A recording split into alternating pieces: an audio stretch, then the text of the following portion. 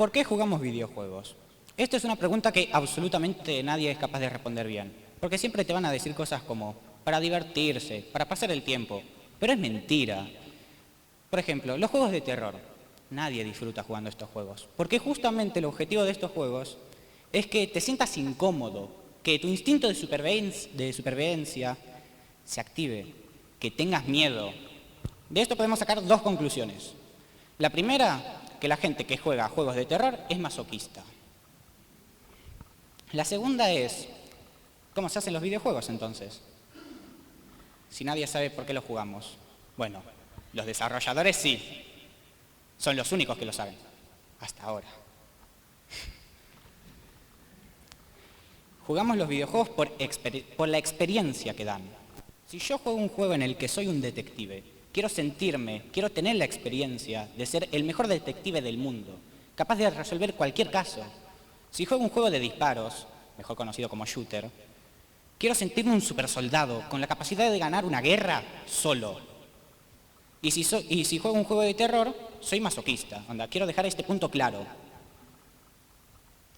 Hay muchos elementos en los videojuegos que nos ayudan a mejorar la experiencia. Hoy voy a citar 3.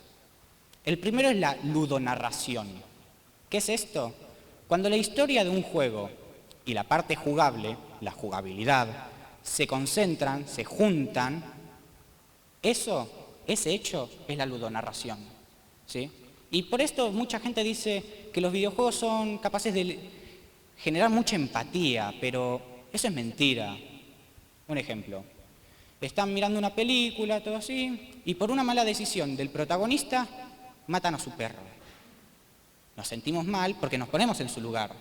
Y eso es empatía. Pero en un juego, si tomás una mala decisión vos y matan a tu perro, es tu culpa. Sos un asesino de perros virtuales. Alguien trabajó muy duro en hacer ese perro y vos lo mataste. Sos muy mala persona. Maldad. Pero hay una persona peor que vos. Así que tranquilo. El programador que se encargó de programar que puedas matar a un perro. Ese tipo es la maldad encarnada. Veo que hay mucha gente que está de acuerdo en esto y estoy orgulloso de ustedes. Pero, ¿qué pasa cuando todo esto falla? ¿Qué pasa cuando la historia y la jugabilidad chocan y no se acoplan? Se da la disonancia ludonarrativa. No sé cómo lo dije bien a la primera. Esto es cuando la historia choca con la jugabilidad. Muy simple, pero pongamos un ejemplo. En un juego encarnás a un policía, ¿sí? Un policía que ya te presenta la historia. Es un tipo muy correcto, que no mataría a nadie, porque está en contra de sus principios. Y lo primero que pasa cuando el jugador toma el control es algo como esto. Las luces. Efectivamente, matamos a todo el mundo. Acabamos de romper la historia, porque esto no debería estar pasando. Podría indagar de por qué es un mal diseño, pero ¿en qué afecta la experiencia del jugador esto? Básicamente, lo que yo estoy jugando y la historia que me está diciendo el juego, la historia del juego no es mi historia, no es de mi experiencia, ¿sí? Para que se me entienda el problema de esto, imagínense que están escuchando música, tranquilamente, con sus auriculares para no molestar a nadie. Viene alguien, les saca los auriculares y les empieza a contar un cuento. ¿De quién? No importa, un cuento así, raro. Y después te vuelve a poner los auriculares. ¿Qué acaba de pasar? ¿Por qué? Porque lo más raro y lo más molesto es que no pasa una vez. Nunca pasa una vez. Y eso es lo molesto. Que cada vez que yo estoy jugando, viene alguien y me dice, che, no, mirá, te voy a contar una historia re linda. Y yo no quiero escuchar esa historia. Yo quiero escuchar mi historia, que es la de un policía con el gatillo tan flojo que ya se falseó. Bueno, y si contamos otro elemento que afecta a la experiencia, los gráficos. ¿Los gráficos? Sí.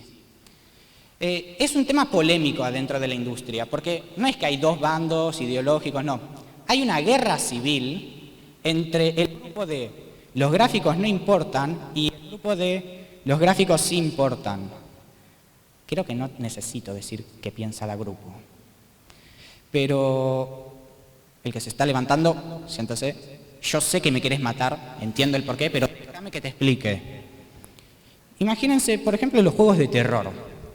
¿Sí? En estos juegos te tenés que sentir incómodo. Entonces lo que vos ves implica si te sentís incómodo o no. Si tenés miedo, puede definirse por los gráficos que tiene este juego. Entonces puede decirse que son importantes.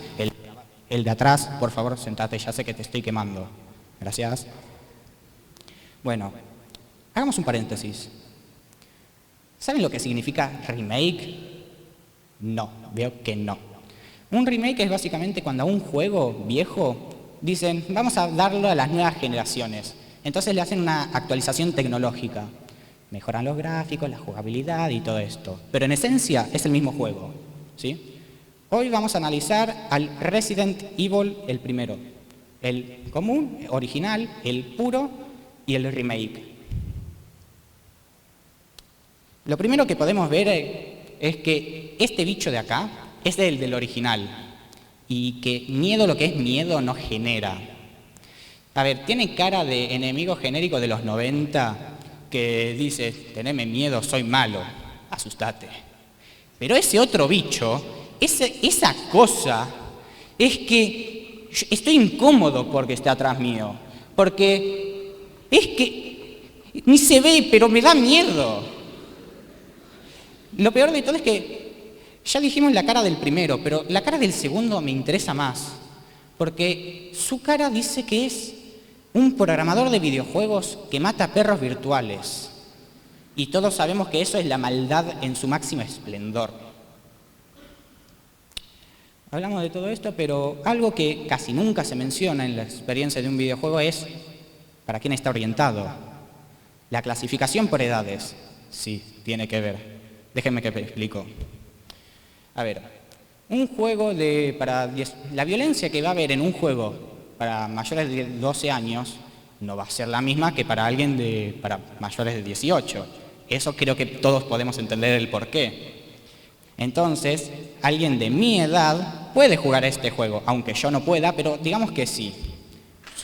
Me asusto mucho. Pero mi primo de 5 años, si lo enfrentamos a ese bicho, posiblemente tenga un trauma. Y uno muy importante. Entonces la clasificación de edades nos ayuda a ver esto.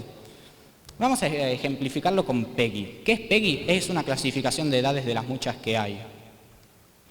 Nos dice que los juegos son para mayores de 3, 7 años y cosas así. Pero también nos dice el contenido. Si tiene drogas, si es de azar, si es violento, si es de miedo. Yo normalmente corro de estos, pero hagan lo que quieran. Son más cosas, acuérdense. Lo que yo quiero decir con todo esto, al menos el objetivo de esta charla, es que ninguno se dio cuenta de algo. Estuvimos hablando de videojuegos todo este tiempo, pero en ningún momento hablamos de jugar uno. Esto es normal, porque hay tantos temas interesantes de los que se puede hablar de los videojuegos, que el fenómeno de los videojuegos independientes, que si los videojuegos son un deporte... Esto no está dando ahí... Que si los videojuegos son un deporte, que si los videojuegos son un arte, ¿qué te puede enseñar un videojuego? Estos y muchos temas más podría decirles hoy y desarrollárselos. Pero lo que yo quiero decir con todo esto es que la industria de los videojuegos es mucho más grande de lo que parece a simple vista. ¿O no? Muchas gracias.